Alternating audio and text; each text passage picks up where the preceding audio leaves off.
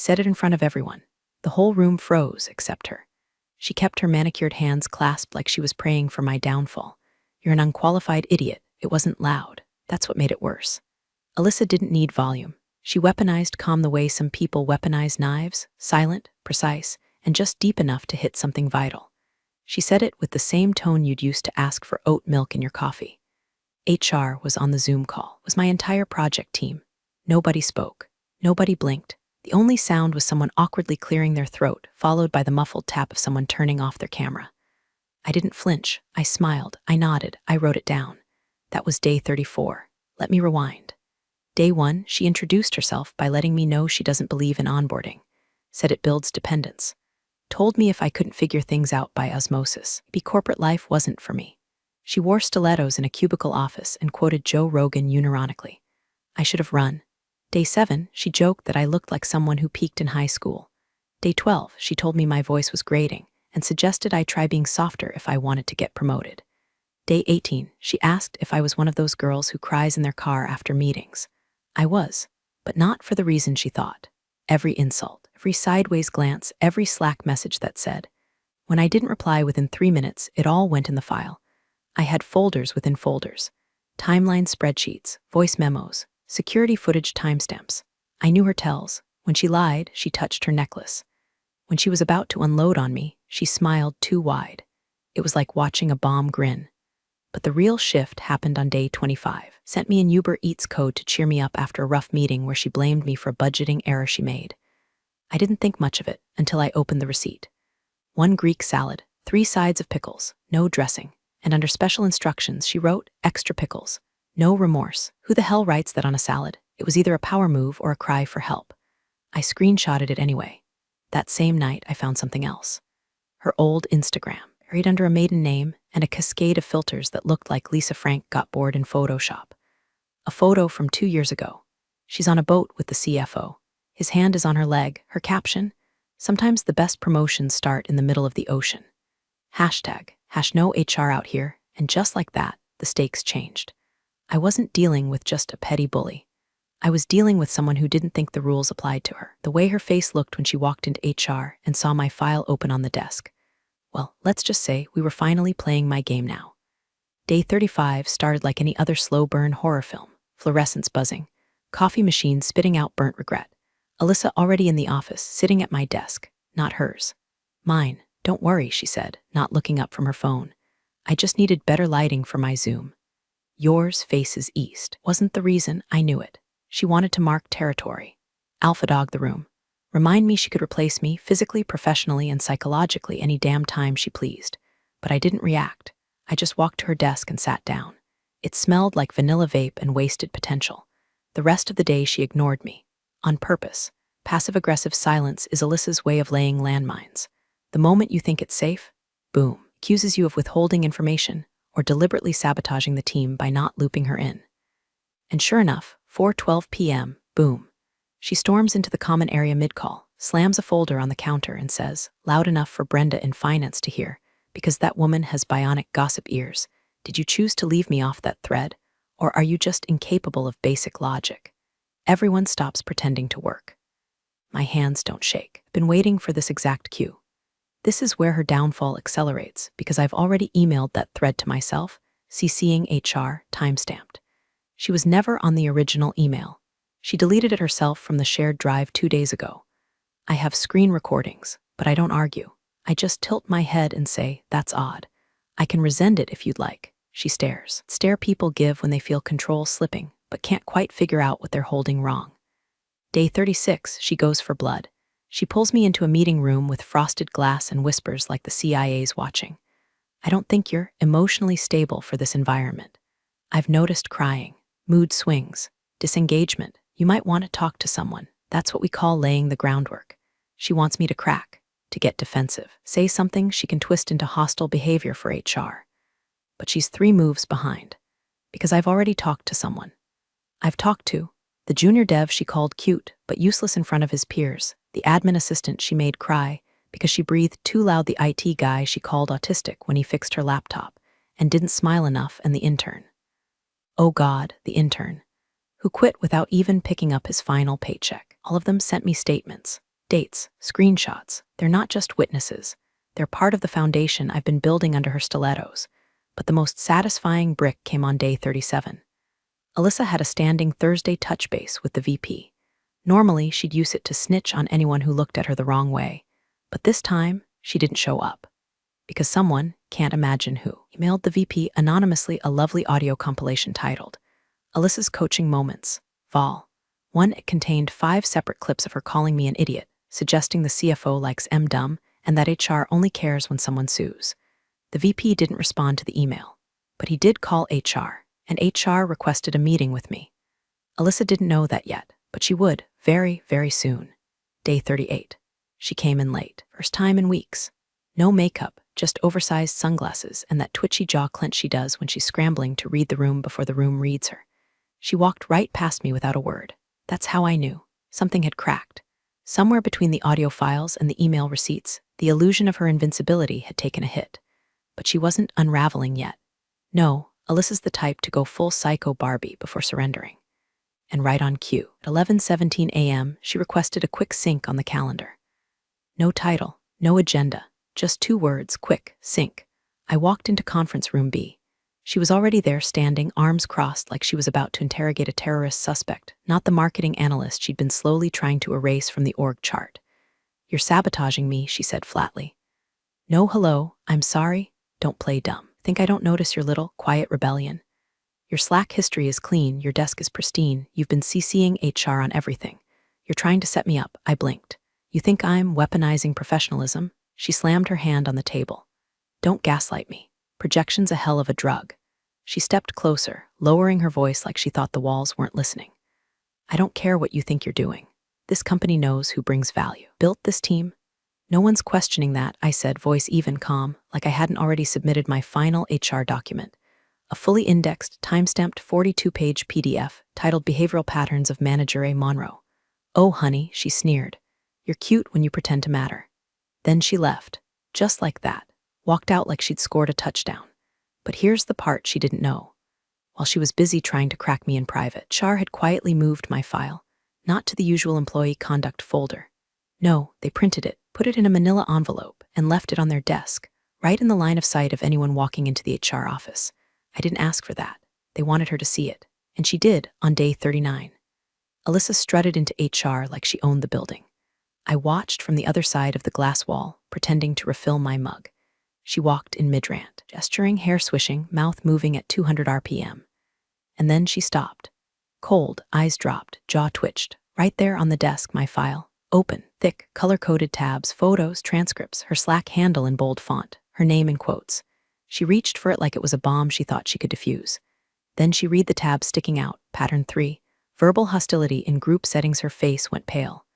The VP stepped into the room, closed the door behind him, and I sipped my coffee like it was champagne. Day 40, the office felt off, too quiet, like someone had vacuumed the tension out of the carpet and pumped in fake calm. Alyssa didn't show up. No 7:00 a.m. calendar changes. No can we hop on a quick call, pings at 11:58 p.m. Just silence, which from her was louder than anything. People noticed. Brenda from finance whispered in the break room, did she quit? Devin from legal just muttered, something's coming. I can feel it, and me? I kept working, smiling, forwarding those final polished project notes to HR, tying up every loose end like I knew they'd be reviewed by legal. Because they would. Because Alyssa was still fighting. She sent one final email that night, BCC'd everyone I ever worked with on the team. The subject line, let's be honest about performance. 4 paragraphs of corporate poison. Didn't mention my name directly. She was smarter than that. But she alluded. Oh, did she allude? Some people lack initiative. Some analysts can't keep up with leadership demands. Not everyone is cut out for high-performance environments. It was a slow bleed of venom disguised as a reflection. But here's the thing. She forgot who she was playing with. At 9:14 p.m., 34 minutes after her email went out, a reply-all chain began. The first was small, just a former intern. I once watched you call someone a PMS baby for missing a deadline after a miscarriage. Maybe reflect on that. Then came Daniel from IT. Alyssa, didn't you get drunk at last year's holiday party and tell Sarah she had childbearing hips built for mediocrity? No performance issues here. Just memory loss. Then they piled in. By midnight, 15 separate responses had stacked, each one dragging a skeleton out of her walk-in closet. HR director herself stepped in at 12:27 a.m. to say, "Thank you, everyone, for your transparency. We take workplace culture seriously and are reviewing all reports. In the meantime, please refrain from public discourse. My office is open tomorrow for in-person discussions." Translation: they were preparing the axe, day 41. I was called into HR again, but this time it wasn't just a meeting. It was a review board. VP, HR lead, a compliance officer I'd never met before but who had a folder with Alyssa's name printed in caps on the front. I didn't even need to bring my evidence. They already had it. HR lead looked up at me and said, "We want you to walk us through what happened on day 12. So I did. Then day 18. Then day 25. They took notes. They asked follow-ups. They cross-checked timestamps. When I mentioned the Uber Eats receipt, the compliance officer laughed. Like real, actual laughter. And then she said that aligns with her previous behavior. Previous? That was the word that stopped me. Wait, has she done this before? They didn't answer directly. But the VP folded his hands and said, "Let's just say you're not her first idiot. You're just the first one who built a case like a damn lawyer." I walked out of that room not just validated, I walked out dangerous. Because I knew she didn't know what I knew. By day 42, she'd learned just how much I'd taken from her. Day 42, she was back, waltzed into the office like nothing had happened. Full war paint, heels, lashes, blazer so stiff it could have stood on its own. She didn't look at anyone, didn't have to. That silence, the one she used to command like a symphony of fear, it was gone. People saw through it now, saw through her. She walked in expecting a standing ovation and got head nods so weak they looked like early Parkinson's. And then she saw me. I was at my desk, sipping tea like I hadn't spent the last 6 weeks documenting every psychological paper cut she ever gave me. She froze, eyes narrowed, that predator stare, the one that used to make interns cry. But something was different this time. She looked confused, like the lion finally realized the gazelle had grown fangs. I didn't say a word, just smiled.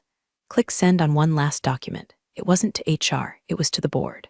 A little gem called operational instability due to managerial misconduct. A report that tied her abuse not just to people, but to numbers.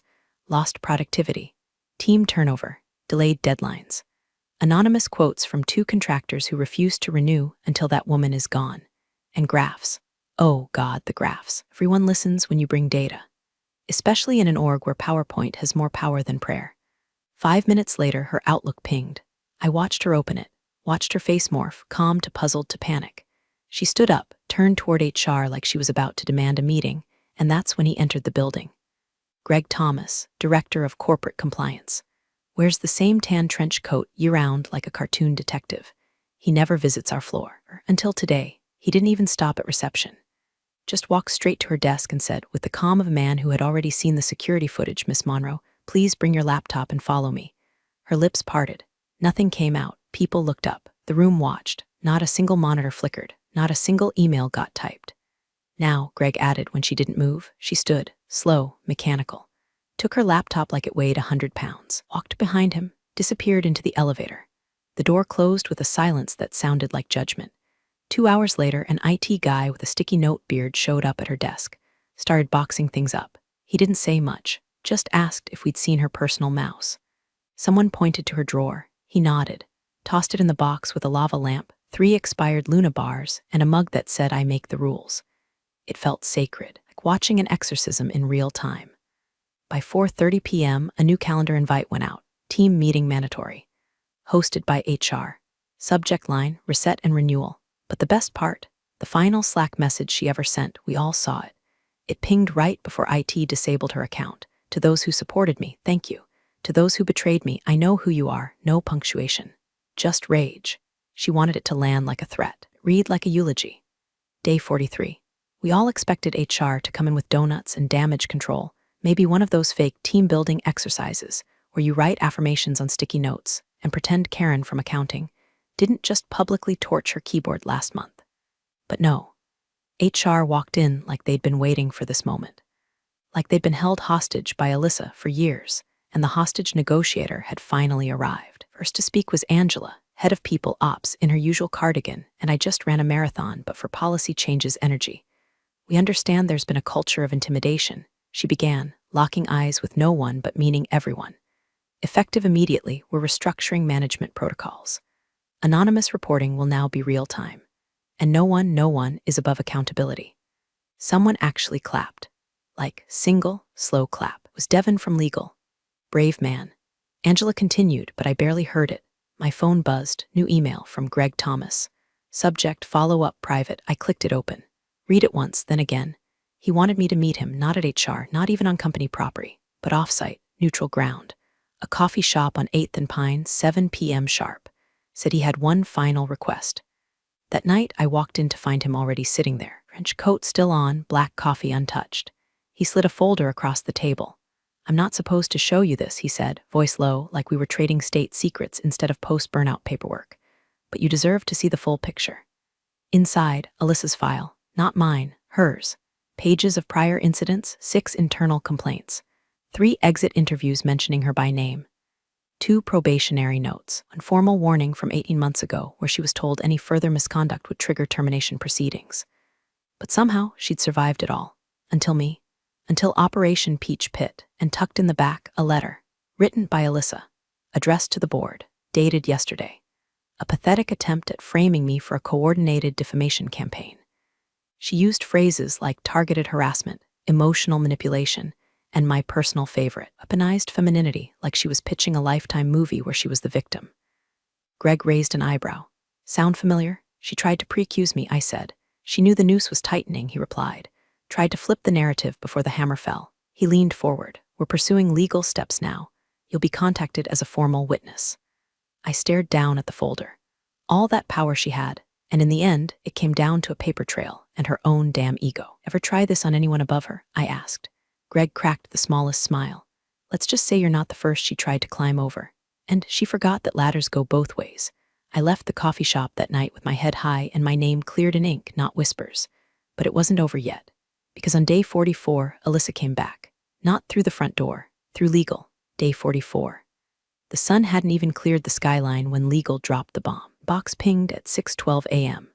Subject line, notice of retaliatory allegations, immediate attention required. Sender, external counsel. Alyssa had lawyered up. You ever get an email that makes your hands go numb? I sat there, toothbrush hanging out of my mouth, half-dressed, reading words like wrongful character assassination and malicious corporate sabotage.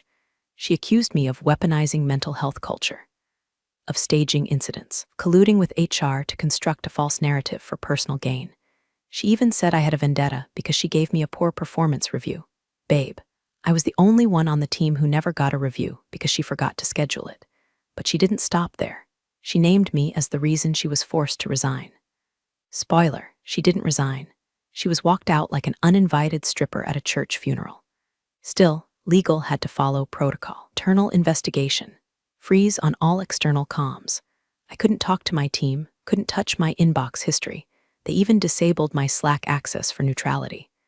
I was cut off from the very fortress I built, and yet, I wasn't scared, not anymore, because she just made her final mistake, going loud in a room where everything was recorded.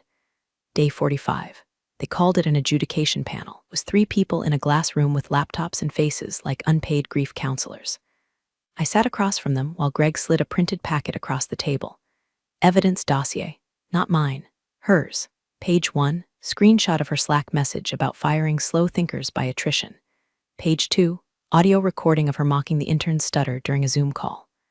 Page 4, a time-stamped screen grab of the extra pickles, no remorse Uber Eats receipt, still iconic. But then, page 12. That's where things went nuclear. It was a photograph, a printed-out Instagram story buried deep in her private burner account. It was a photo from 3 months ago, taken inside a closed-door strategy meeting. She wasn't supposed to have her phone. She wasn't supposed to be taking pictures of whiteboards filled with client data. Caption read, when the CEO talks like he's the only man in the room, #dumb money # he stutters to the man she was mocking. The founder, it was over. Even the panelists sat back like they'd just witnessed a public execution in HD. Greg didn't even say anything. Just slowly turned to me and asked, would you like to respond to her claims? I leaned forward, tapped the file. Everything you need is in there. But for the record, standing up to a tyrant counts as character assassination. Maybe the character deserved to die. He chuckled. Even the panelist with the mustache cracked a smirk. Day 46. They cleared me completely. No further review, no marks, no pending. No HR babysitter to monitor team dynamics. Just clean, cold vindication. But Alyssa, She didn't go down quiet. She filed one last complaint to the press, some second-rate workplace gossip blog with a title like Corporate Hellscapes and Chardonnay. They published it verbatim, her unhinged manifesto about toxic empathy culture and ungrateful subordinates with TikTok mentalities. It backfired beautifully, because the comments section turned against her like a pack of caffeinated wolves. Former coworkers chimed in. So did ex-managers, even said she stole toner cartridges and resold them on Facebook Marketplace. And then, final blow. The company's LinkedIn page posted a quote that same afternoon: "The best leaders don't threaten, they listen." Underneath, a photo of me mid-laugh during last quarter's all hands. No name, no tag, just me, and everyone knew, day 47. I walked into the office with a coffee in one hand and a quiet storm in my chest. Her desk, gone. Like it had never been there. Not boxed up, not reassigned, just removed, as if the floor had decided to cleanse itself of the rot. But the real closure didn't come from the silence. It came at 3:11 p.m. My phone buzzed, unknown number. I almost didn't answer. Almost. But some part of me, the part that had smiled through meetings while being skinned alive with corporate microaggressions, needed to hear it. "Alyssa Monroe has listed you as a professional reference," at a woman's voice, clipped and suspicious. I blinked. "Excuse me, she applied for a position with our firm. You were listed as her direct report." Oh, Alyssa, she was still trying to climb, still pretending the fall never happened, like she could rewrite her legacy with a fresh coat of lipstick and a different HR contact. The silence on the line stretched. The woman was waiting, so I gave her what she wanted. "Alyssa is memorable. She has a very distinct approach to leadership." Pause, in what way? "She believes in motivation through intimidation, builds morale by removing it, delegates accountability and hoards credit. But she's very consistent." The woman coughed. I could hear her typing. "Would you rehire her?" I laughed, quiet, honest, sharp. "Only if I'm running a revenge-themed escape room." She chuckled, noted, click, day 50. I got a promotion, director of analytics. They didn't announce it with champagne or speeches, just a quiet update to the org chart, my new title in black font where hers used to be. I kept my same desk, same chair, same mug with the chipped rim, because I didn't need to take her throne. I survived it. And when people pass my desk now, they nod with something different in their eyes. Not pity, not awkward solidarity, respect. Alyssa, last I heard, she was selling leadership webinars on LinkedIn. $10 a seat, 0 attendees. But me, I go home on time. I sleep like a stone. And sometimes, when I'm sipping tea at midnight, I whisper those 3 little words that start it all: "You're an idiot." No, Alyssa. I'm the idiot who took notes.